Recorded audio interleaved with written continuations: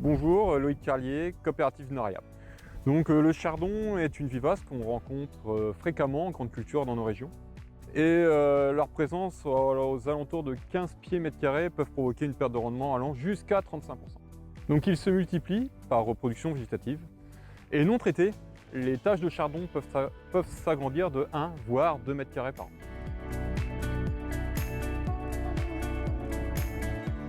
Stéphanie Godin, responsable technique et marketing pour la société FMC. Il faut savoir que le chardon possède ses réserves dans les racines et dans ses organes végétatifs, ce qui lui permet de repousser après chaque destruction et qui lui confère son caractère pluriannuel. Comme le montre ce graphique, ces réserves évoluent au cours de l'année.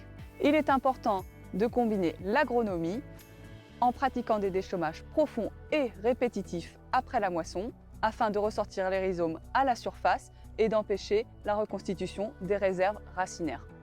Et la chimie, en positionnant correctement son traitement anti-chardon dans la céréale, pas trop tôt afin que tous les chardons soient sortis, mais pas trop tard pour ne pas que les chardons aient recommencé à reconstituer leurs réserves énergétiques. Laurine Trouvin, coopérative Noria.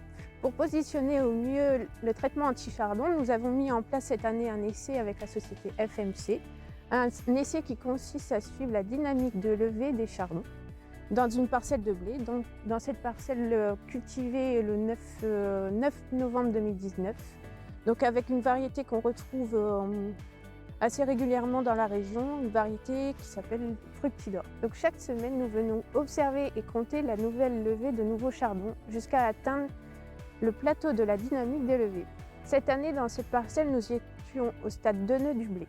Nous pouvions intervenir au stade 2 nœuds de la céréale et pas comme on le fait d'habitude au stade DFE, car au stade DFE, le chardon étant déjà en train de refaire ses réserves d'énergie, le traitement aurait été moins efficace. Donc nous pouvons voir dans cette parcelle que le Provalia LQM ou l'Aliester SX, bien positionné, est très efficace sur le chardon.